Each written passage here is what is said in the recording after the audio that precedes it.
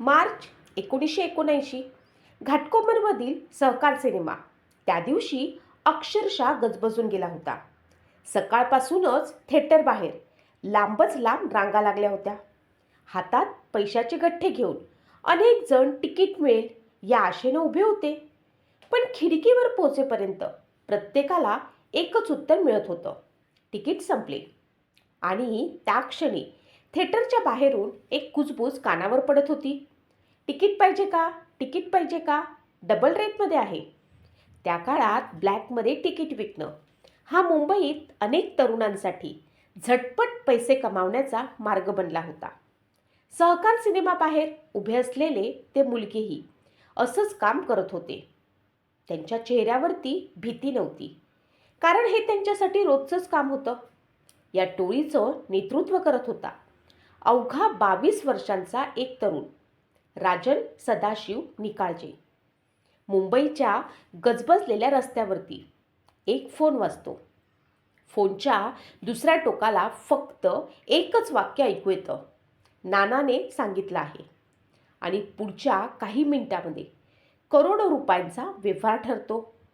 एखाद्या बिल्डरचं भविष्य बदलतं किंवा कोणाचं आयुष्य कायमचं संपतं.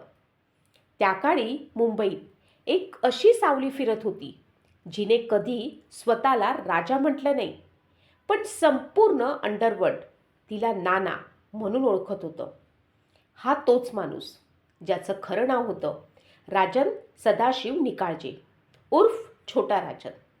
एकेकाळी सिनेमाच्या थिएटर बाहेर ब्लॅकमध्ये तिकीटं विकणारा हा तरुण पुढे दाऊद इब्राहिमचा सर्वात विश्वासू साथीदार कसा बनला? मुंबईच्या अंडरवर्ल्डवर त्याने आपले वर्चस्व कसं निर्माण केलं? आणि नंतर त्याच दाऊदचा सर्वात मोठा शत्रू कसा झाला? ही फक्त एका गुंडाची गोष्ट नाही. ही आहे महत्त्वाकांक्षा, निष्ठा, विश्वासघात, सूड आणि रक्ताने लिहिलेल्या मुंबईच्या काळ्याकुट्ट इतिहासातील कहाणी. या कथेत गोळ्या आहेत, गँगवॉर आहेत, कोर्टाच्या आवारात झालेल्या हत्या आहेत, रुग्णालयात घुसून केलेले हल्ले आहेत आणि आहेत अशा अनेक घटना ज्यांनी संपूर्ण देश हादरला होता. पण या रक्तरंजित साम्राज्याची सुरुवात कुठून झाली माहीत आहे का? ना बंदुकीतून ना खंडणीतून. तर ही सुरुवात झाली होती एका साध्या सिनेमागृहाबाहेर, जिथे काही तरुण ब्लॅकमध्ये तिकीट विकत उभे होते. आणि एका क्षणात घडलेल्या घटनेने मुंबईच्या अंडरवर्ल्डचा इतिहास कायमचा बदलून गेला. चला, घड्याळाचे काटे तब्बल 50 वर्ष मागे फिरवूया. मार्च 1979 मुंबई, घाटकोपर आणि सहकार सिनेमाच्या बाहेर जमलेल्या प्रचंड गर्दीत प्रवेश करूया, जिथून सुरू झाला होता एका साध्या मुलाचा मुंबईचा सर्वात कुख्यात डॉन बनण्याचा थरारक प्रवास. राजनचा जन्म एका अतिशय सामान्य मराठी कुटुंबात झाला होता. त्याचे वडील ठाण्याजवळील होएस्ट फार्मास्युटिकल या कंपनीमध्ये कामगार होते. कष्टाची कमाई, मोठे कुटुंब, 3 भाऊ 2 बहिणी आणि रोजच जगण्यासाठीची धडपड. महिन्याचा पगार संपण्याआधीच घरातील पैशाची चंचल सुरू व्हायची. अनेकदा 2 वेळच्या जेवणाचीही चिंता असायची. राजन हुशार होता, पण गरिबीनं त्याचं बालपण हिरावून घेतलं. 5वीपर्यंत शिक्षण झाल्यानंतर त्याला शाळा सोडावी लागली. पुस्तकांच्या जागी त्याच्या हातात मजुरीची अवजड साधनं आली. कधी बांधकामावरचं काम, कधी छोटे मोठे धंदे, कधी दिवसभर राबूनही हातात मोजकेच पैसे. पण राजनच्या मनात एक प्रश्न कायम असायचा: आपण आयुष्यभर असंच जीवन जगायचं का? त्याला रोज आपल्या वडिलांचा संघर्ष दिसायचा. दिवसभर काम गाळूनही घरात अभावच अभाव होता. आणि त्याचवेळी परिसरात काही मुलं अशी होती जी फारसं काम न करता खिशात नोटांचे गठ्ठे घेऊन फिरायची नवीन कपडे, दारू, मौज मजा आणि परिसरात दबदबा. ही मुलं कोण होती? ती होती चेंबूरच्या तिलकनगर परिसरामध्ये सक्रिय असलेल्या छोट्या मोठ्या टोळ्यांची माणसं. त्या काळात तिलकनगर ही फक्त एक वसाहत नव्हती, तर मुंबईच्या पूर्व उपनगरात उगवणाऱ्या गुन्हेगारीचं केंद्र बनत चालली होती. महाराष्ट्र गृहनिर्माण मंडळाने कामगारांसाठी उभारलेली ही वसाहत हळूहळू बेरोजगारी, गरिबी आणि गुन्हेगारीच्या विळख्यात अडकत होती. याच परिसरात कार्यरत होती एक टोळी, गुंगा गँग, आणि या टोळीचा प्रमुख होता जगदीश शर्मा. तो बोलू शकत नव्हता, म्हणून संपूर्ण मुंबई त्याला गुंगा म्हणून ओळखत होती. आवाज नसला तरी त्याची दहशत मात्र प्रचंड होती. राजन हळूहळू या गँगच्या संपर्कात आला. सुरुवातीला छोटी कामं, मग दारूची तस्करी, थोड्याच दिवसांमध्ये ब्लॅकमध्ये तिकीट विकणं, रिक्षा चालकांकडनं आणि छोट्या दुकानदारांकडनं हप्ते वसूल करणं, लोकांना धमकावणं, लोकांना त्रास देणं, हे सगळं त्याच्या आयुष्याचा भाग बनलं. पैसे आता झपाट्यानं येऊ लागले होते, पण त्याचबरोबर पोलिसांची नजरही त्याच्यावरती पडू लागली होती. आणि मग आला तो दिवस ज्याने राजन निकाळजेचं संपूर्ण आयुष्य कायमचं बदलून टाकलं. सहकार सिनेमाबाहेर नेहमीप्रमाणेच ब्लॅकमध्ये तिकीट विक्री सुरू होती. अचानकच कुणीतरी ओरडलं, पोलीस आले, पोलीस आले, पळा पळा. क्षणात सगळीकडे गोंधळ उडाला. मुंबई पोलिसांनी थिएटरवरती धाड टाकली होती. काही पोलीस मुलांना पकडत होते, तर काही लाठ्यांनी बेदम मारहाण करत होते. स्वतःचा जीव वाचवण्यासाठी अनेक मुलं पळून गेली. राजनलाही पळून जाण्याची संधी होती. फक्त काही पावलं धावला असता तर तो सहज निसटला असता. पण त्याने मागे वळून पाहिलं तेव्हा त्याला दिसलं की त्याचे मित्र पोलिसांच्या लाठ्यांखाली तडपडत होते. आणि पुढच्या काही सेकंदात राजनने असा निर्णय घेतला ज्यामुळे मुंबईच्या गुन्हेगारी जगतामध्ये त्याचं नाव पहिल्यांदा गाजणार होतं. राजनच्या डोळ्यासमोर त्याचे मित्र पोलिसांच्या लाठ्यांचा मार खात होते. तो क्षण काही जागेवरच थांबला. त्याच्या मनामध्ये एकच विचार सुरू होता, आज मी पळालो तर आयुष्यभर स्वतःच्या डोळ्यात डोळे घालून बघू शकणार नाही. आणि पुढच्या क्षणी त्याने जो विचार केला तो अगदीच वेगळा होता. तो विजेच्या वेगानं त्या पोलिसांकडे धावला.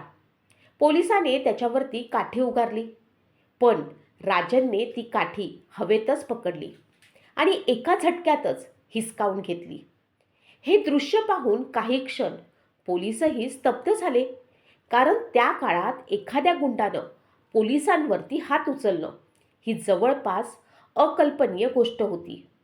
राजनने हिसकावलेली तीच लाठी आता पोलिसांवरती चालवायला सुरुवात केली. जे पोलीस त्याच्या मित्रांना मारत होते त्यांच्यावरती तो अक्षरशः तुटून पडला. हे पाहताच त्याचे साथीदारही परत फिरले. काही क्षणातच थिएटरच्या आवारामध्ये पोलीस आणि त्या तरुणांमध्ये जोरदार झटापट सुरू झाली. पोलिसांना अशी प्रतिक्रिया अजिबातच अपेक्षित नव्हती. गोंधळाचा फायदा घेत राजन आणि त्याचे साथीदार तेथून लगेच पसार झाले. पण ही घटना सहकार सिनेमापुरती मर्यादित राहिली नाही. दुसऱ्या दिवशी तिची चर्चा घाटकोपर, चेंबूर, कुर्ला, सायन, भांडूप, विक्रोळी अशा संपूर्ण पूर्व मुंबईमध्ये सुरू झाली होती. एक 22 वर्षांचा मुलगा पोलिसांवरच तुटून पडला, ही बातमी प्रत्येक गँगपर्यंत पोहोचली.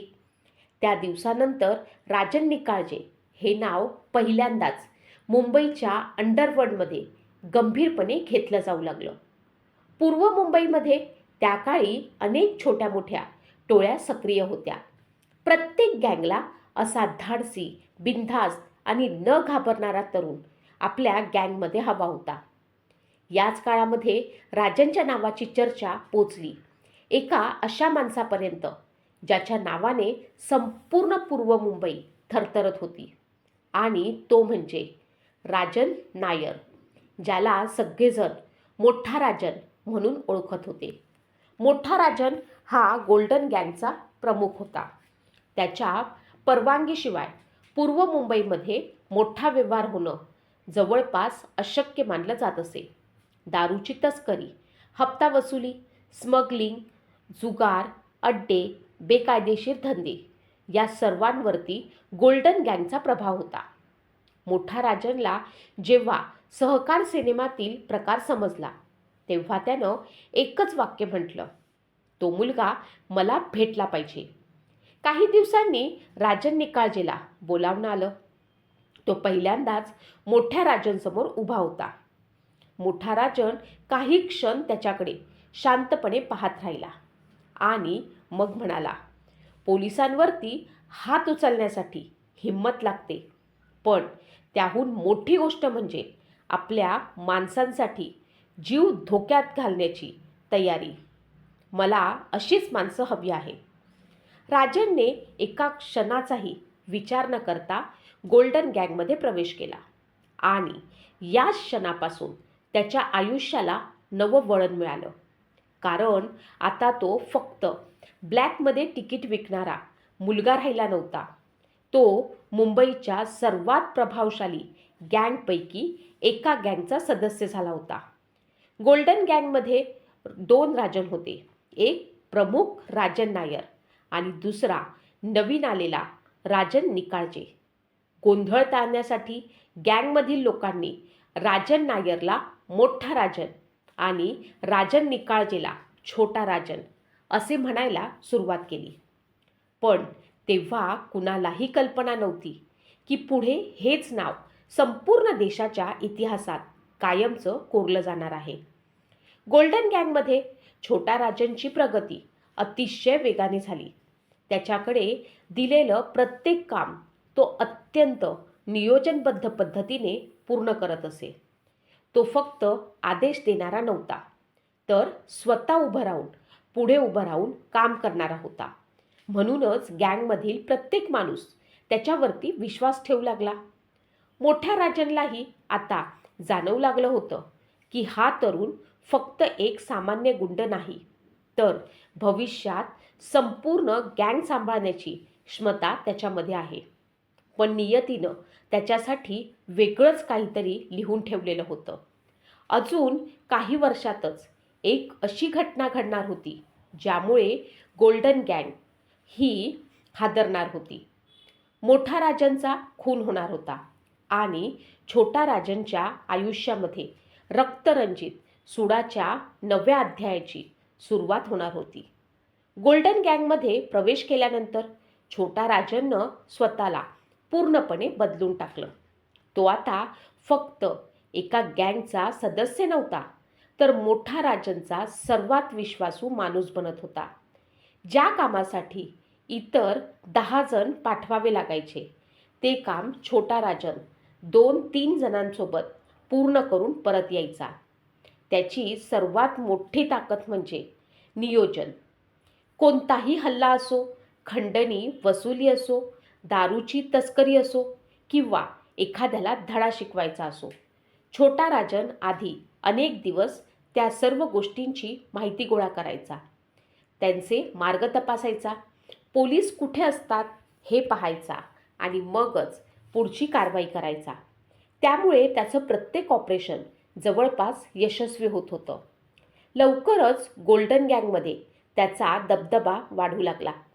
मोठ्या राजनलाही समजलं होतं की हा मुलगा एक दिवस खूप मोठा होणार आहे. त्या काळामध्ये मुंबईमध्ये दारूबंदीचे अनेक कायदे अस्तित्वात आलेले होते. त्यामुळे बेकायदेशीर दारू व्यवसायात प्रचंड फायदेशीर होती. गोल्डन गँगच्या कमाईचा सर्वात मोठा भाग याच धंद्यातून येत होता. रात्रीच्या अंधारात दारूने भरलेल्या गाड्या मुंबईच्या रस्त्यावरून धावत असत. पोलिसांनी अनेक ठिकाणी नाकाबंदी केली होती. गँगमधील अनेक चालक पोलिसांना पाहून घाबरत असत. एकदा अशीच दारूने भरलेली कार पोलिसांच्या नाकाबंदीत अडकण्याची शक्यता निर्माण झाली होती. गाडी चालवणारा चालक समोर पोलीस पाहून घाबरला. तो पुढे जायला तयारच नव्हता. तेव्हा छोटा राजन स्वतः पुढे आला. त्यानं चालकाला आपल्या बाजूला बसवलं आणि स्वतः स्टेरिंग आपल्या हातात घेतलं. समोर पोलिसांची नाकाबंदी होती. एका चुकीच्या निर्णयामुळे गोळीबारही होऊ शकला असता. पण छोटा राजनने क्षणाचाही विलंब केला नाही. त्यानं भरधाव वेगानं गाडी चालवत पोलिसांचं नाकं चुकवलं आणि काही मिनिटातच माल सुरक्षित ठिकाणी पोचवला. त्या दिवसानंतर गँगमधील प्रत्येकाला खात्री झाली की छोटा राजन फक्त आदेश देणारा नेता नव्हता, तर गरज पडल्यास स्वतः जीव धोक्यात घालणारा माणूस देखील आहे. याच काळामध्ये त्याने चेंबूरमध्ये तिलकनगरच्या सह्याद्री क्रीडा मंडळ सुरू केलं. गणेश उत्सव मोठ्या उत्साहामध्ये तेथे साजरा केला जाऊ लागला. अनेक खेळांच्या स्पर्धा भरवल्या जाऊ लागल्या. गरजू लोकांना तेथे मदत केली जाऊ लागली. परिसरातील अनेकांना आता वाटायचं की छोटा राजन हा गुन्हेगार जरी असला तरी आपल्या भागातील लोकांसाठी तो उभा राहणारा माणूस आहे. आणि याच मंडळामुळे त्याची भेट सुजाता ननावरे या तरुणीशी अधिक होऊ लागली. दोघे एकाच परिसरामध्ये वाढले होते. राजन तिला आधीपासून ओळखत होता. हळूहळू त्या दोघांमध्ये प्रेम फुलू लागलं. पण त्या प्रेमकथेपेक्षा वेगानं पुढे सरकत होता तो मुंबईच्या अंडरवर्ल्डचा रक्तरंजित इतिहास. 30 सप्टेंबर 1983 हा दिवस छोटा राजनच्या आयुष्यातील सर्वात मोठा धक्का ठरणार होता. त्या दिवशी मोठा राजन अर्थात राजन नायर याला न्यायालयात हजर करण्यासाठी मुंबईच्या एस्प्लनेड कोर्टामध्ये आणण्यात आलं होतं. पोलिसांचा कडेकोट बंदोबस्त होता. कोर्ट परिसरामध्ये शेकडो लोकांची गर्दी होती. सगळ्यांना असंच वाटत होतं की एवढ्या सुरक्षेमध्ये काहीही घडू शकत नाही. पण अंडरवर्ल्डमध्ये अशक्य असं काहीच नसतं. मोठा राजन कोर्टाच्या आवारामध्ये पोहोचताच अचानकपणे गोळीबार सुरू झाला. पॉइंट ब्लॅक रेंजरमधून झाडलेल्या गोळ्या थेट त्याच्या शरीरामध्ये घुसल्या. क्षणामध्ये संपूर्ण परिसरामध्ये किंकाळ्या सुरू झाल्या.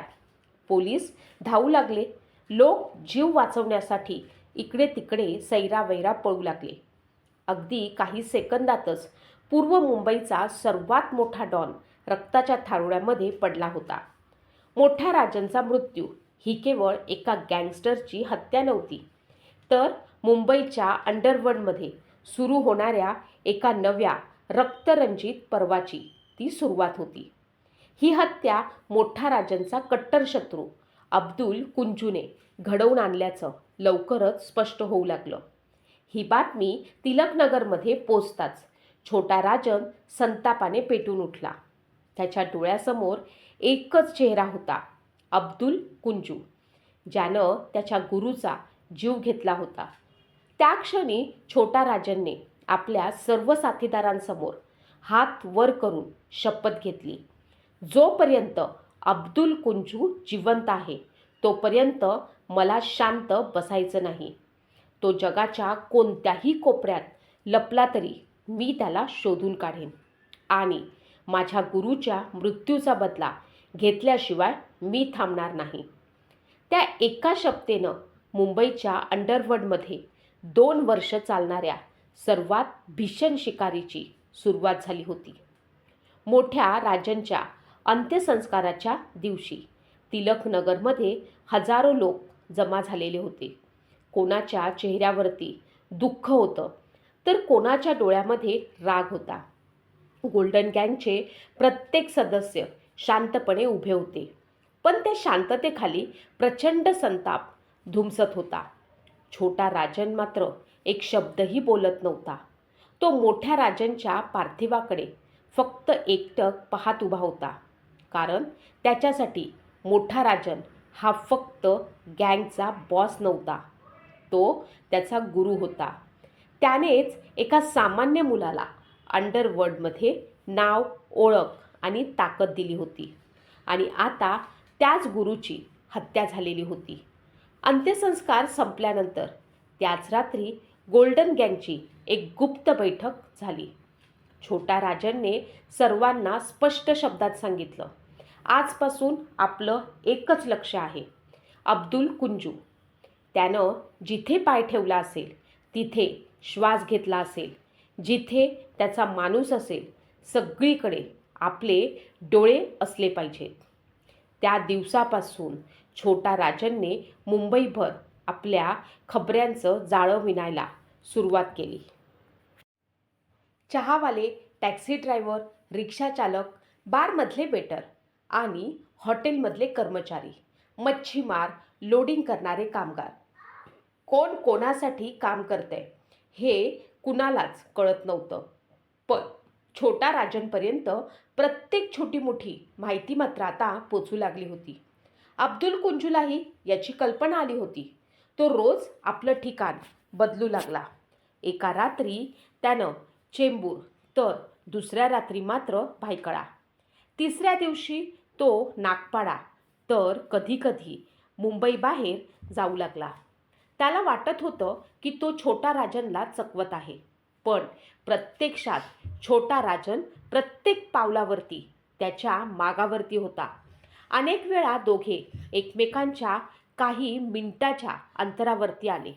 एकदा तर छोटा राजनची माणसं ज्या हॉटेलमध्ये पोहोचली, तेथून अवघ्या 10 मिनिटापूर्वी अब्दुल कुंजू निसटला होता. दुसऱ्या वेळी तो एका लॉजमध्ये लपला होता.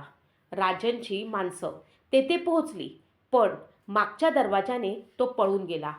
तिसऱ्यांदा तो एका मित्राच्या घरी लपलेला होता, पण ते घरही काही तासातच छोट्या राजनच्या माणसांनी गाठलं.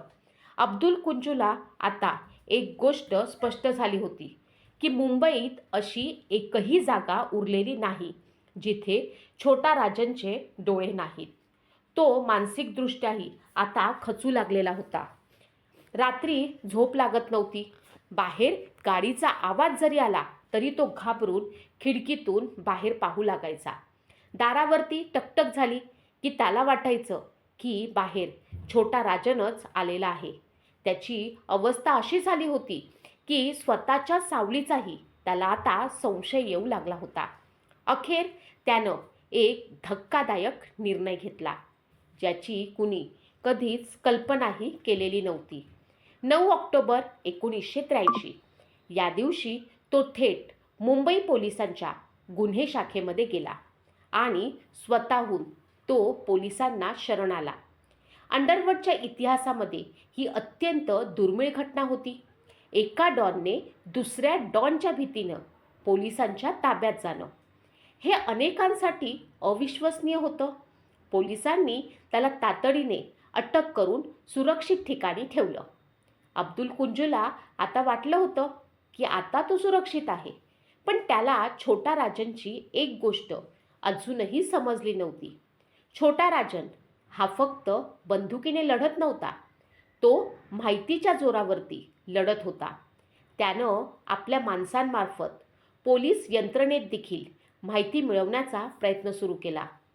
कुंजूला कोणत्या दिवशी कोर्टात नेणार, कोणत्या गाडीत नेणार, कोणते अधिकारी त्याच्यासोबत असणार, याची सर्व माहिती त्याच्यापर्यंत आता पोचू लागली होती.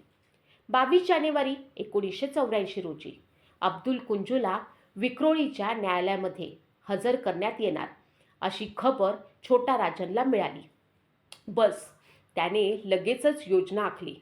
कोर्टातून बाहेर पडताच कुंजूचा शेवट करायचा. मात्र कुंजूलाही याचा संशय होताच. त्यानं पोलिसांशी बोलून एक वेगळीच व्यवस्था करून घेतली. पोलीस व्हॅनऐवजी त्याला एका खाजगी ॲम्बॅसेडर कारमधनं नेण्यात येणार होते. त्यामुळे छोट्या राजनची माणसं गोंधळतील असं त्याला वाटलं. पण छोटा राजनने आधीच आपल्या माणसांना न्यायालयाच्या परिसरामध्ये पसरवलं होतं. त्यांनी ती कार अगोदरच ओळखली आणि त्याचा पाठलाग सुरू झाला. काही मिनिटांनी सिग्नलवरती दोन्ही गाड्या थांबल्या. सिग्नल लाल होता. ॲम्बॅसेडर कार थांबलेली होती. अब्दुल कुंजूने सहजच मागे वळून पाहिलं आणि त्याचा चेहऱ्यावरचा रंगच उडाला. मागे उभी असलेल्या कारमधून छोटा राजन स्वतः खाली उतरला होता. त्याच्या चेहऱ्यावरती ना राग होता ना घाई, फक्त सुडाची थंड आग मात्र त्याच्या चेहऱ्यावरती दिसत होती. काही सेकंदासाठी दोघांचे डोळे एकमेकांना भिडले. कुंजूला मात्र समजले, आज मृत्यू त्याच्या समोर उभा आहे. क्षणाचाही विलंब न करता छोटा राजन आणि त्याच्या साथीदारांनी ॲम्बॅसेडर कारवरती अंधाधुंद गोळीबार सुरू केला. त्या गोळ्यांच्या आवाजाने संपूर्ण परिसर हादरून गेला. लोक जीव वाचवण्यासाठी रस्त्यावरून पळू लागले. कारच्या काचा बंदुकीच्या गोळ्यांमुळे फुटल्या होत्या. धुराचा लोट सर्वत्र उठला होता. अब्दुल कुंजूने स्वतःला सीटच्या मागे झोकून दिलं. एक गोळी त्याच्या खांद्यात घुसली. त्याच्यासोबत असलेला एक पोलीस अधिकारीही त्यामध्ये जखमी झाला होता. परंतु नशिबाने पुन्हा एकदा कुंजूची साथ दिली. गोंधळाचा फायदा घेत तो कसाबसा त्या कारमधून बाहेर पडला आणि पोलिसांच्या संरक्षणामध्ये पुन्हा निसटला. छोट्या राजनचा प्लॅन आता अपूर्ण राहिला होता. पण या हल्ल्याने एक गोष्ट मात्र स्पष्ट झाली होती की पोलिसांच्या संरक्षणात असला तरी छोटा राजन तुमच्यापर्यंत पोहोचू शकतो. या घटनेनंतर अब्दुल कुंजूची भीती मात्र आता आणखी वाढली. त्याला पुन्हा पोलीस कोठडीमध्ये हलवण्यात आलं होतं. त्याच्या खांद्याला गोळी अडकली होती. काही दिवसांनी डॉक्टरांनी शस्त्रक्रियेचा सल्ला दिला. त्याला उपचारासाठी जे रुग्णालयात नेण्याचा निर्णय घेण्यात आला. पोलिसांना वाटलं होतं की रुग्णालयामध्ये कडेकोट बंदोबस्त असेल आणि बंदोबस्त असल्यामुळे तेथे असे काही होण्याचा धोका खूप कमी असेल. पण छोटा राजन आधीच एक पाऊल पुढे होता. त्यानं आपल्या एका माणसाला रुग्णाचा वेश दिला. त्याच्या हाताला जाड प्लास्टर बांधण्यात आलं. तो अनेक तास रुग्णालयामध्ये शांतपणे बसून राहिला. कोणालाही त्याच्यावरती अजिबात संशय आला नाही. अब्दुल कुंजूला पोलिसांच्या बंदोबस्तामध्ये डॉक्टरांच्या केबिनमध्ये आणलं जात होतं. तो जसजसा जवळ आला तसतसा तो बनावट रुग्ण खुर्चीतून उठला. त्यानं हातावरील प्लास्टर एका झटक्यामध्ये फोडलं. आत लपवलेलं रिव्हॉल्वर बाहेर काढलं आणि थेट त्यानं अब्दुल कुंजूवरती गोळ्या झाडल्या. रुग्णालयामध्ये सर्वत्र एकच आरडाओरड सुरू झाला. लोक सैरावैरा पळू लागले. डॉक्टर, नर्स, रुग्ण सर्वच जण आपला जीव वाचवण्यासाठी इतरत्र धावू लागले. अब्दुल कुंजूला पुन्हा गोळी लागली, पण नियतीने मात्र त्याला अजूनही वाचवलं. तो पुन्हा जिवंत राहिला. मात्र या गोळीबारामध्ये उपचारासाठी आलेल्या एका निरपराध रुग्णाचा मात्र मृत्यू झाला होता. या घटनेमुळे संपूर्ण मुंबई हादरली. रुग्णालयात घुसून पोलिसांच्या कडेकोट बंदोबस्तामध्ये देखील हल्ला करणं ही त्या काळामध्ये जवळपास अकल्पनीय गोष्ट होती. मुंबई पोलिसांनाही या घटनेमुळे धक्का बसला होता. छोट्या राजनचं धाडस, त्याचं नियोजन आणि कोणत्याही ठिकाणी पोचण्याची क्षमता याची चर्चा आता संपूर्ण अंडरवर्ल्डमध्ये सुरू झाली होती. आणि हीच घटना एका अशा व्यक्तीच्या कानावरती पोचली ज्याचं नाव ऐकताच संपूर्ण त्या काळी मुंबई थरथरत असे. ते नाव होतं दाऊद इब्राहिम. भेंडी बाजारातील आपल्या कार्यालयात बसून दाऊदने छोटा राजनबद्दलची प्रत्येक माहिती मागवली. एका साध्या ब्लॅक तिकीट विक्रेत्यानं एवढ्या कमी काळामध्ये एवढी मोठी दहशत कशी निर्माण केली हे जाणून घेण्याची त्याला उत्सुकता होती. काही दिवसांनी छोटा राजनला निरोप आला, दाऊद भाई भेटायला बोलावत आहेत. हा फक्त भेटीचा निरोप नव्हता, तर छोटा राजनच्या आयुष्यामधील सर्वात मोठं वादळ ठरणार होता. कारण या भेटीनंतर त्याचं आयुष्य, मुंबईचं अंडरवर्ल्ड आणि पुढचा इतिहास सगळंच कायमचं बदलून जाणार होतं. भेंडी बाजार, मुंबईच्या अंडरवर्ल्डचं त्या काळातील सर्वात मोठं केंद्र. दिवसा सामान्य वाटणारी बाजारपेठ. या भागामध्ये रात्री मात्र वेगळंच जग जागं व्हायचं. अरुंद गल्ल्या, चोहोबाजूंनी नजर ठेवणारी माणसं, प्रत्येक कोपऱ्यामध्ये उभे असलेले शस्त्रधारी साथीदार आणि या सगळ्यांच्या मध्यभागी होतं दाऊद इब्राहिमचं कार्यालय. छोटा राजन जेव्हा तिथे पोचला तेव्हा त्याची कसून झडती घेण्यात आली. त्याच्याकडील प्रत्येक वस्तू तपासण्यामध्ये आली. त्यानंतर त्याला आत जाण्याची परवानगी मिळाली. समोर खुर्चीवरती दाऊद इब्राहिम बसला होता. त्याच्या आजूबाजूला काही विश्वासू साथीदार उभे होते. काही क्षण दोघेही एकमेकांकडे अगदी शांतपणे पाहत राहिले. मग दाऊदने हळूच त्याला विचारले, तूच का तो राजन, जो 2 वर्षापासून अब्दुल कुंजूच्या मागे लागला आहेस? छोटा राजनने शांतपणे उत्तर दिलं, हो, जोपर्यंत तो जिवंत आहे तोपर्यंत माझा बदला पूर्ण होणार नाही. हे उत्तर ऐकताच दाऊदच्या चेहऱ्यावरती हलकंसं स्मित उमटलं. दाऊदला अशा माणसांची गरज होती, जी पैशासाठी नव्हे तर निष्ठेसाठी लढत होती. त्यानं छोटा राजनला सांगितलं, तुझ्या गुरुसाठी तू जे करतो आहेस ते प्रत्येकाला जमत नाही. अशी निष्ठा दुर्मिळ असते. या भेटीनंतर दोघांमध्ये संपर्क वाढू लागला. दाऊदने छोट्या राजनला आवश्यक ते सहकार्य देण्याचं आश्वासन दिलं. मात्र छोटा राजनच्या डोक्यात अजूनही एकच नाव घुमत होतं, अब्दुल कुंजू. दरम्यान जवळपास 2 वर्ष उलटून गेली होती. अब्दुल कुंजूला आता वाटू लागलं होतं की आता आपल्यावरची असलेला धोका टळलेला आहे. छोटा राजन कदाचित दुसऱ्या कामामध्ये व्यस्त झालेला असेल. हळूहळू तो पुन्हा बाहेर पडू लागला. जुन्या साथीदारांशी आपले संपर्क वाढवू लागला. आपली गँग पुन्हा उभी करण्याचा प्रयत्न सुरू झाला. पण त्याला माहीत नव्हतं की छोटा राजन अजूनही त्याच्या प्रत्येक हालचालीवरती लक्ष ठेवून होता. 9 जुलै 1985, चेंबूरमधील शेल कॉलनीचं मैदान. सुट्टीचा दिवस असल्याने मैदानावरती क्रिकेटचा सामना सुरू होता. आजूबाजूला प्रेक्षक बसले होते. हशा, टाळ्या आणि क्रिकेटच्या आरोळ्यांमध्ये कुणाचंही लक्ष एका कोपऱ्याकडे नव्हतं. त्याच मैदानावरती अब्दुल कुंजू आपल्या काही साथीदारांसोबत क्रिकेट खेळत होता. याच वेळी छोट्या राजनच्या एका खबऱ्यानं त्याला पाहिलं. त्यानं क्षणाचाही विलंब न करता ही माहिती छोटा राजनपर्यंत तात्काळ पोचवली. कुंजू शेल कॉलनीच्या मैदानावरती आहे. इतकं ऐकताच छोटा राजन उठला. त्यानं आपल्या 7-8 विश्वासू साथीदारांना आपल्यासोबत घेतलं आणि काही मिनिटातच तो त्या मैदानाजवळ येऊन पोचला. पण छोटा राजननं अजिबात घाई केली नाही. तो थेट मैदानात गेला नाही. तो इतर प्रेक्षकांमध्ये जाऊन शांतपणे बसला.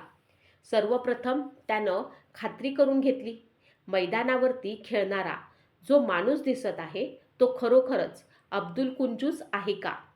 खबर पक्की होती. क्षणभर छोटा राजननं आपल्या साथीदारांकडे पाहिलं. एक हलकीशी खून झाली आणि पुढच्या क्षणी सगळे एकाच वेळी उठले. अब्दुल कुंजूला काही समजण्याच्या आधीच मैदान चारही बाजूंनी वेढलं गेलं. साथीदारांनी बंदुका बाहेर काढल्या. पहिली गोळी झाडली गेली आणि काही सेकंदातच संपूर्ण मैदान गोळ्यांच्या आवाजाने दणाणून गेलं. कुंजूचे अनेक साथीदार जागीच कोसळले. तेथे उपस्थित असलेले लोक आपला जीव वाचवण्यासाठी सैरावैरा पळू लागले. क्रिकेटचं मैदान क्षणार्धात रणांगणामध्ये बदललं होतं. अब्दुल कुंजूला समजलं, आज जर पळालो नाही तर मृत्यू निश्चित आहे. तो जीवाच्या आकांतानं मैदानाबाहेर धावू लागला आणि त्याच्या मागे धावत होता छोटा राजन, ज्यानं 2 वर्षापूर्वी घेतलेली शपथ आज पूर्ण करण्याचा निर्धार केला होता. अब्दुल कुंजू जीवाच्या आकांतानं पळत होता. मैदानातून बाहेर पडताच त्यानं मागे वळून पाहिलं. छोटा राजन अजूनही त्याच्या मागेच होता. दोघांमध्ये आता फक्त काही फुटांचंच अंतर उरलेलं होतं. कुंजूला माहीत होतं, आज जर तो थांबला तर त्याचा शेवट निश्चित आहे. तो त्या रस्त्यावरनं धावत होता. लोक बाजूला पळत होते. गाड्या अचानकपणे थांबत होत्या. आजूबाजूला सर्वत्र एकच गोंधळ उडाला होता. छोटा राजन मात्र एकाच लक्ष्यावरती नजर ठेवून होता. अनेक महिने, अनेक अपयशी प्रयत्न, अनेक रात्रींची जागरणं. आज त्याचा शेवटचा दिवस होता. काही अंतर धावल्यानंतर अब्दुल कुंजूचा तोल गेला. तो अडखडला. त्या क्षणी छोटा राजनच्या साथीदारांनी त्याला चारही बाजूंनी घेरलं. कुंजू उठण्याचा प्रयत्न करत होता, पण वेळ निघून गेली होती. छोटा राजननं पिस्तूल उचललं. काही क्षण दोघांचे डोळे पुन्हा एकदा एकमेकांशी भिडले. 2 वर्षापासून सुरू असलेल्या या रक्तरंजित पाठलागाचा शेवट समोर उभा होता. पुढच्या क्षणी गोळ्यांचा आवाज घुमला. 1, 2, 3 अनेक गोळ्या झाडल्या गेल्या. अब्दुल कुंजू जागीच कोसळला. मोठ्या राजनच्या हत्येचा बदला अखेर पूर्ण झाला होता. छोटा राजननं आपल्या गुरुला दिलेला वचन पाळलं होतं.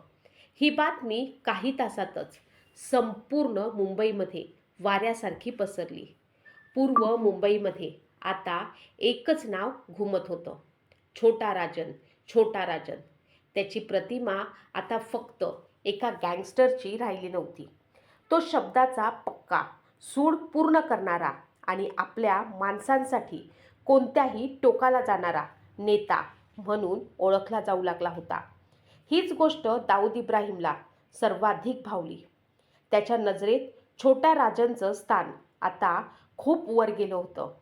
दाऊदला अशाच माणसांची गरज होती, जो मुंबईतील त्याचा सर्वात विश्वासू चेहरा बनू शकेल. लवकरच छोटा राजनला पुन्हा दाऊदकडून निरोप आला. यावेळी भेट औपचारिक नव्हती, तर भविष्यातील भागीदारीसाठीची होती. दाऊदने छोटा राजनसमोर आपला हा प्रस्ताव ठेवला. डी कंपनीमध्ये सामील हो. मुंबईची जबाबदारी आपण दोघं मिळून सांभाळू. छोटा राजनने थोडाही वेळ न घालवता तो प्रस्ताव स्वीकारला. गोल्डन गँगमधील त्याचे विश्वासू साथीदारही त्याच्यासोबत डी कंपनीमध्ये दाखल झाले. या क्षणापासून मुंबईच्या अंडरवर्ल्डमध्ये एक नवीन समीकरण तयार झालं. दुबईत बसून दाऊद संपूर्ण नेटवर्क चालवत होता आणि मुंबईत त्याचा सर्वात विश्वासू सेनापती बनला होता, तो म्हणजे छोटा राजन. हप्ता वसुली, स्मगलिंग, बांधकाम व्यावसायिकांकडनं संरक्षण रक्कम, जमिनींचे व्यवहार, सोन्याची तस्करी, डी कंपनीचे अनेक महत्त्वाचे पत्रव्यवहार आता छोटा राजन याच्या देखरेखीखाली होऊ लागले होते. तो प्रत्येक व्यवहारामध्ये अत्यंत शिस्त पाळत असे. वेळेवरती काम, वेळेवर पैसे आणि विश्वासघात करणाऱ्याला तात्काळ शिक्षा. यामुळे त्याची दहशत दिवसेंदिवस सर्वत्र वाढत चालली होती. डी कंपनीत त्याला प्रेमानं नाना म्हणून हाक मारली जाऊ लागली. मुंबईत अशी परिस्थिती निर्माण झाली होती की अनेक बिल्डर, व्यापारी आणि स्मगलर थेट दाऊदशी बोलण्याऐवजी छोटा राजनशी संपर्क साधत असत. त्याचा एक फोन म्हणजे निर्णय अंतिम मानला जाई. कोट्यावधी रुपयांचा व्यवहार काही मिनिटांमध्ये ठरत असत. मात्र याच काळामध्ये छोटा राजनच्या वैयक्तिक आयुष्यातही एक आनंदाचा क्षण आला. तिलकनगरमध्ये राहणारी सुजाता ननावरे आता त्याच्या आयुष्याचा अविभाज्य भाग बनली होती. दोघांनी लग्न करण्याचा निर्णय घेतला. ही बातमी जेव्हा दाऊदपर्यंत पोहोचली तेव्हा त्यानं एक अनपेक्षित निर्णय घेतला. त्यानं छोटा राजन आणि सुजाता ननावरे या दोघांनाही दुबईला बोलावून घेतलं. तेथील एका आलिशान हॉटेलमध्ये त्यांच्या लग्नाचं स्वागत समारंभ आयोजित करण्यात आला. दाऊद आणि त्याची पत्नी मेहजबीन स्वतः पाहुण्यांचं स्वागत करत होते. गल्फमधील अनेक व्यापारी, शेख आणि अंडरवर्ल्डशी संबंधित प्रभावशाली लोक या समारंभाला उपस्थित होते. एका कामगाराच्या मुलासाठी हा क्षण अविश्वसनीय होता. कधी काळी पोटासाठी ब्लॅकमध्ये सिनेमाची तिकीटं विकणारा राजन निकाळजे आज मुंबईतील सर्वात आलिशान हॉटेलमध्ये शाही पाहुणा म्हणून उभा होता. पण त्याला कल्पनाही नव्हती की याच डी कंपनीमध्ये लवकरच अशी फूट पडणार होती जी पुढे मुंबईमध्ये इतिहासातील सर्वात भीषण गँग वॉरला जन्म देणार होती. आणि या युद्धाच्या केंद्रस्थानी असणार होते दोन नाव, छोटा राजन आणि अरुण गवळी. 1987 साल. मुंबईच्या अंडरवर्ल्डमध्ये वरवर पाहता सगळं काही शांत दिसत होतं. दाऊद दुबईतून डी कंपनी चालवत होता, तर मुंबईतील संपूर्ण कारभार छोटा राजनच्या नियंत्रणाखाली होता. पण या शांततेखाली एका मोठ्या वादाची ठिणगी हळूहळू पेट घेत होती. आणि त्या ठिणगीचं कारण होतं जोगेश्वरीतील एक मोकळा जमिनीचा तुकडा. आजच्या काळात ही गोष्ट सामान्य वाटेल, पण त्या काळामध्ये मुंबईत जमीन म्हणजे सोन्याची खाण होती. जोगेश्वरीच्या मध्यभागी असलेला हा प्लॉट अत्यंत मोक्याच्या ठिकाणी होता. त्यावरती मोठा व्यावसायिक प्रकल्प उभारण्याची तयारी सुरू होती. त्या काळच्या हिशोबानं त्याची किंमत तब्बल 50 कोटी रुपयांच्या आसपास मानली जात होती. आजच्या किमतीत त्याची किंमत हजारो कोटी रुपयांच्या घरात जाईल असा अंदाज तज्ज्ञ व्यक्त करतात. अशा व्यवहारामध्ये अंडरवर्ल्डचा हस्तक्षेप असणं त्या काळी जवळपास निश्चितच असायचं. या प्रकल्पामध्ये डी कंपनीचा आर्थिक भागीदार होता शरद शेट्टी. दुबईत बसून तो दाऊदच्या आर्थिक व्यवहारांचा प्रमुख मानला जात होता. या प्रकल्पातून मोठा नफा मिळणार होता, पण याच जमिनीवरती दुसऱ्या एका व्यक्तीची देखील नजर होती आणि तो व्यक्ती म्हणजे रमा नाईक.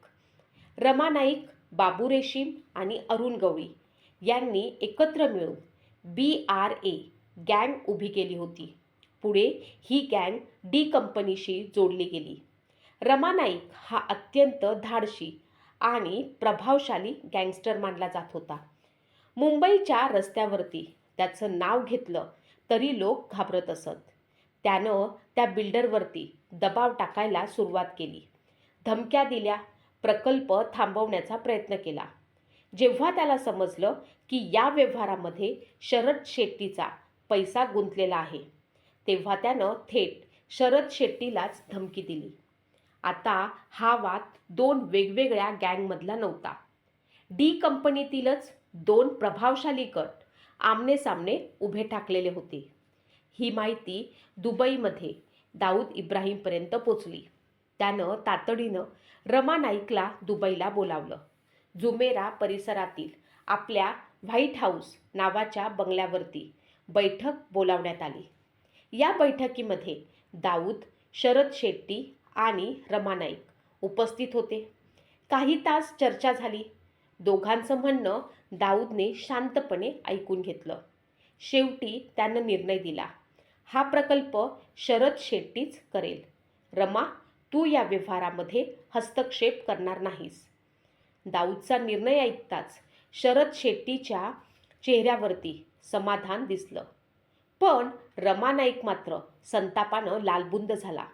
तो अनेक वर्ष दाऊदसोबत होता. त्याला वाटलं होतं की दाऊद त्याची बाजू घेईल, पण तसं मात्र झालं नाही. रागाच्या भरामध्ये त्यानं बैठकीतच दाऊदला शिवीगाळ करायला सुरुवात केली आणि दार आपटत तो बाहेर पडला. त्या दिवशी दुबईमध्ये घडलेली ही घटना पुढे मुंबईच्या अंडरवर्ल्डचा इतिहास बदलून टाकणार होती. दाऊदचा स्वभाव असा होता की ज्याच्यावरती विश्वास उरला नाही त्याला तो कधीच माफ करत नसे. त्याच्या मनामध्ये एकदा संशय आला की समोरच्याचा शेवट निश्चित मानला जात असे. रमा नाईकनं सर्वांसमोर केलेला अपमान दाऊद विसरणार नव्हता. काही दिवसांनी त्याने छोटा राजनला गुप्त संदेश पाठवला. तो संदेश खूप छोटा होता, पण त्याचा अर्थ मात्र स्पष्ट होता. रमाचा बंदोबस्त करायचा आहे. छोटा राजनला समजलं आता मुंबईत फक्त पुन्हा रक्त सांडणार होतं. पण यावेळी समोर होता डी कंपनीचाच जुना आणि ताकदवान साथीदार. एका निर्णयामुळे मित्र शत्रू बनले होते आणि या संघर्षातून पुढे जन्म घेणार होता दाऊदचा सर्वात मोठा शत्रू अरुण गवळी. दुबईतील त्या बैठकीनंतर रमा नाईक संतापानं मुंबईत परतला. त्याला वाटत होतं की दाऊदने अनेक वर्षांच्या नात्याची किंमत ठेवलेली नाही. ज्याच्यासाठी आपण जीव धोक्यात घातला त्याच माणसानं एका जमिनीच्या व्यवहारासाठी आपल्याला सर्वांसमोर अपमानित केलं. हा विचार त्याच्या मनातून जात नव्हता. दुसरीकडे दाऊदनेही आपला निर्णय घेतलेला होता. त्याच्या मते जो एकदा उघडपणे विरोध करतो तो उद्या बंडही करू शकतो आणि डी कंपनीमध्ये बंडखोरांसाठी जागा नव्हती. 21 जून 1987 चेंबूरमधील एका सलूनमध्ये रमा नाईक केस कापण्यासाठी गेला होता. तो अगदी निवांतपणे बसलेला होता. त्याला कल्पनाही नव्हती की त्याच्या प्रत्येक हालचालींवरती कुणीतरी नजर ठेवून आहे. याच दरम्यान चेंबूर पोलीस ठाण्याचे उपनिरीक्षक राजेंद्र कांटरे यांना एक अज्ञात फोन आला. फोनवरील व्यक्तीने रमा नाईक नेमका कोणत्या सलूनमध्ये बसला आहे याची अचूक माहिती दिली. पोलिसांनी क्षणाचाही विलंब केला नाही. पथक तातडीनं त्या सलूनमध्ये रवाना झालं. काही मिनिटातच पोलिसांनी सलूनला वेढा घातला. रमा नाईकने बाहेर पोलीस पाहिले आणि क्षणार्धात त्याच्या लक्षामध्ये परिस्थितीचं गांभीर्य आलं. त्याने आपल्या कमरेतील पिस्तूल बाहेर काढण्याचा प्रयत्न केला, मात्र पोलीस कोणताही धोका पत्करायला तयार नव्हते. क्षणात गोळीबार सुरू झाला. काही सेकंदातच सलूनच्या आत अनेक गोळ्या झाडल्या गेल्या. गोळीबार थांबल्यावरती जमिनीवरती रक्ताच्या थारोळ्यात पडलेला रमा नाईक दिसत होता. त्याचा जागीच मृत्यू झाला होता. ही घटना त्या काळामध्ये पोलीस चकमक म्हणून समोर आली, मात्र अंडरवर्ल्डमध्ये वेगळीच चर्चा सुरू झाली होती. अनेकांच्या मते रमा नाईकच्या ठिकाणाची माहिती दाऊदच्या गोटातूनच पोलिसांपर्यंत पोचवली गेली होती. या दाव्याबाबत वेगवेगळ्या कथा वेगवेगळ्या ठिकाणी प्रचलित आहेत, परंतु याची अधिकृत आणि निर्विवाद पुष्टी उपलब्ध नाही. मात्र एक गोष्ट निर्विवाद होती. रमा नाईकच्या मृत्यूनंतर मुंबईच्या अंडरवर्ल्डची समीकरणं कायमची बदलली होती. ही बातमी दगडी चाळीत पोचताच अरुण गवळी हादरला. रमा नाईक त्याच्यासाठी केवळ त्याचा साथीदार नव्हता, तर मोठ्या भावासारखा मार्गदर्शक होता. त्यानेच अरुण गवळीला गुन्हेगारी जगतामध्ये उभं केलं होतं. त्याच्या मृत्यूचा अरुण गवळीला प्रचंड धक्का बसला. जेव्हा त्याला समजलं की या सगळ्यांच्या मागे दाऊदचा हात असल्याची चर्चा आहे, तेव्हा त्यानं एक मोठा निर्णय घेतला. अरुण गवळी, बाबू रेशीम आणि त्यांचे अनेक विश्वासू साथीदार डी कंपनीपासून वेगळे झाले. मुंबईत आता दोन मोठ्या शक्ती समोरासमोर उभ्या राहिल्या होत्या. एका बाजूला होता दाऊद इब्राहिम आणि त्याचा सर्वात विश्वासू सेनापती छोटा राजन, तर दुसऱ्या बाजूला अरुण गवळी. ही केवळ दोन गँगमधील लढाई नव्हती, ही मुंबईच्या अंडरवर्ल्डवर कोणाचं वर्चस्व राहणार याची निर्णायक लढाई होती. अरुण गवळीला माहीत होतं की दाऊदच्या साम्राज्याचा कणा म्हणजे त्याची आर्थिक व्यवस्था. जर ही आर्थिक व्यवस्था मोडली तर डी कंपनी कमकुवत होईल. त्या काळात मुंबईतील डी कंपनीच्या आर्थिक व्यवहाराची जबाबदारी सतीश राजे नावाच्या व्यक्तीकडे होती. हप्ता वसुली, बिल्डरांकडनं संरक्षण रक्कम, स्मगलिंगमधनं येणारा पैसा, सोन्याचे व्यवहार, या सर्व पैशांचा हिशोब सतीश राजेकडे असायचा.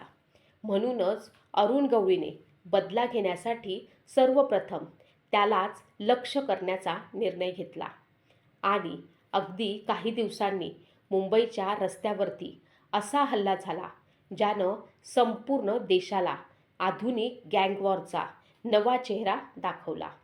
बुलेटप्रूफ कारने काच फोडण्यासाठी प्रथम हातोड्याचा वापर करण्यात आला आणि त्यानंतर एकाच वेळी गोळ्यांचा वर्षाव करण्यात आला. त्या हल्ल्यामध्ये सतीश राजे जागीच ठार झाला. ही बातमी दुबईत पोहोचताच दाऊद संतापानं पेटून उठला. त्यानं फोन उचलला आणि दुसऱ्या बाजूला होता छोटा राजन. दाऊदने फक्त एकच वाक्य म्हटलं, सतीशचा बदला घेतलाच पाहिजे. छोटा राजनने शांतपणे उत्तर दिलं, भाई, यावेळी बदला असा असेल की मुंबई अनेक वर्ष तो विसरणार नाही. दाऊदचा आदेश मिळताच छोटा राजनने आपल्या सर्वात विश्वासू माणसांची गुप्त बैठक बोलावली. ही बैठक मुंबईच्या गजबजाटापासून दूर अत्यंत गुप्त ठिकाणी झाली. टेबलावरती मुंबईचा नकाशा पसरवण्यात आला होता. एक एक नाव घेतलं जात होतं. अरुण गवळीच्या गँगमधील कोणाला लक्ष्य करायचं यावरती चर्चा सुरू होती. काही जणांनी थेट अरुण गवळीवरती हल्ला करण्याचा प्रस्ताव मांडला, पण छोटा राजनने तो प्रस्ताव ताबडतोबपणे फेटाळला. गवळीपर्यंत पोहोचणं सोपं नाही. दगडी चाळ म्हणजे किल्ला आहे, तिथे घुसणं म्हणजे आत्महत्या. त्याऐवजी त्याच्या साम्राज्याचा एक मजबूत खांब पाडायचा. छोटा राजनच्या डोळ्यासमोर तेव्हा एकच नाव होतं, अशोक जोशी. कांजूरमार्ग परिसरातील सर्वात प्रभावशाली गँगस्टर, अरुण गवळीचा अत्यंत जवळचा साथीदार आणि त्याच्या संघटनेतील महत्त्वाचा आधारस्तंभ. अशोक जोशी अत्यंत सावध होता. तो कायम शस्त्रबंद माणसांमध्ये फिरायचा. त्याच्यावरती थेट हल्ला करणं जवळपास अशक्य होतं. पण छोटा राजनची ताकद फक्त गोळीबारामध्ये नव्हती, तर माहिती गोळा करण्यात आणि योग्य वेळी योग्य माणसं फोडण्यामध्ये देखील होती. याच काळामध्ये त्यांच्या संपर्कात आला होता श्यामसुंदर नायर. तो अरुण गवळीच्या विश्वासातील चालक होता. गाडी चालवण्याबरोबरच तो त्यांच्या हालचालींची देखील माहिती जाणत होता. छोटा राजनच्या लोकांनी त्याच्याशी गुप्त संपर्क साधला. नेमकं काय घडलं, त्याला कसं तयार केलं गेलं किंवा त्याला काय आश्वासन देण्यात आलं याबद्दल विविध कथा सांगितल्या जातात. मात्र त्यानंतर घडलेल्या घटनांनी एवढे स्पष्ट झाले की अशोक जोशीच्या प्रवासाची माहिती छोटा राजनपर्यंत पोहोचली होती. 3 डिसेंबर 1988ची सकाळ. अशोक जोशी पुण्याकडे निघणार होता. त्याच्या गाडीचं स्टेअरिंग श्यामसुंदर नायर यांच्याकडे होतं. अशोक जोशी पुढच्या सीटवरती बसला होता, तर मागे त्याचे 3 साथीदार होते. मुंबई सोडल्यानंतर गाडी पनवेलच्या दिशेने निघाली. या दरम्यान श्यामसुंदर नायरने मुद्दाम गाडीमध्ये कमी इंधन ठेवलं होतं. पनवेलजवळ येताच त्यानं अशोक जोशीला सांगितलं, साहेब, पेट्रोल भरावं लागेल. गाडी पेट्रोल पंपावरती थांबली. पेट्रोल भरलं गेलं. सगळं काही अगदी सामान्य वाटत होतं. पण त्या काही मिनिटात छोटा राजनचे शूटर आधीच ठरलेल्या जागी पोचले होते. पेट्रोल भरून गाडी काही अंतर पुढे गेली आणि अचानक थांबली. श्यामसुंदर नायरने गाडीचे हेडलाईट 2दा फ्लॅश केले. तोच हा ठरलेला संकेत होता. रस्त्याच्या कडेला थांबलेल्या 3 गाड्यांचे दरवाजे एकाच वेळी उघडले. अनेक शस्त्रधारी हल्लेखोर विजेच्या वेगानं बाहेर पडले आणि अशोक जोशीच्या गाडीला 4ही बाजूंनी घेरलं. अशोक जोशीला क्षणात विश्वासघात झाल्याची जाणीव झाली. त्याने विलंब न करता स्वतःचं पिस्तूल काढलं आणि सर्वात पहिली गोळी स्वतःच्या चालकावरती श्यामसुंदर नारायणवरती झाडली. गोळी डोक्यात लागून श्यामसुंदर नायर जागीच कोसळला. पण तोपर्यंत खूप उशीर झाला होता. हल्लेखोरांनी एकाच वेळी गोळीबार सुरू केला. क्षणात गाडीवरती गोळ्यांचा वर्षाव झाला. काही सेकंदातच अशोक जोशी आणि त्याचे साथीदार मृत पडले होते. ही कारवाई इतक्या वेगाने आणि नियोजनबद्ध पद्धतीने झाली की पोलीस घटनास्थळी पोहोचेपर्यंत हल्लेखोर गायब झाले होते. या घटनेने संपूर्ण मुंबई हादरली.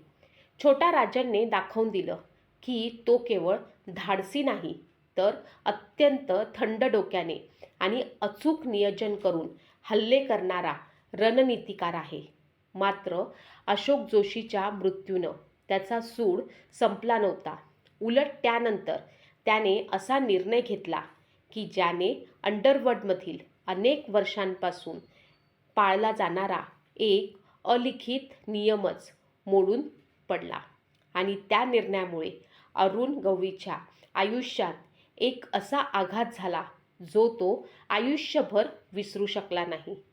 पुढची माहिती आपण पुढील भागामध्ये बघणार आहोत. मित्रांनो, ह्यामध्ये दिलेली ह्या व्हिडिओमध्ये केवळ ऐतिहासिक माहितीपर आणि शैक्षणिक उद्देशानं तयार करण्यात आलेला आहे. यामध्ये दाखवलेल्या घटना विविध सार्वजनिक स्रोत, पुस्तके, वृत्तसंस्था आणि उपलब्ध ऐतिहासिक नोंदींवरती आधारित आहेत. या व्हिडिओचा उद्देश कोणत्याही गुन्हेगाराचं समर्थन, गौरव किंवा प्रचार करणं नाही. आम्ही गुन्हेगारी, हिंसा आणि बेकायदेशीर कृत्याचा स्पष्टपणे निषेध करतो. कृपया हा व्हिडिओ केवळ माहितीच्या दृष्टीनेच पाहावा. पुन्हा भेटूया उद्याच्या पुढच्या भागात. तोपर्यंत अशाच माहितीपूर्ण व्हिडिओसाठी लाईक, शेअर आणि सबस्क्राईब नक्की करा.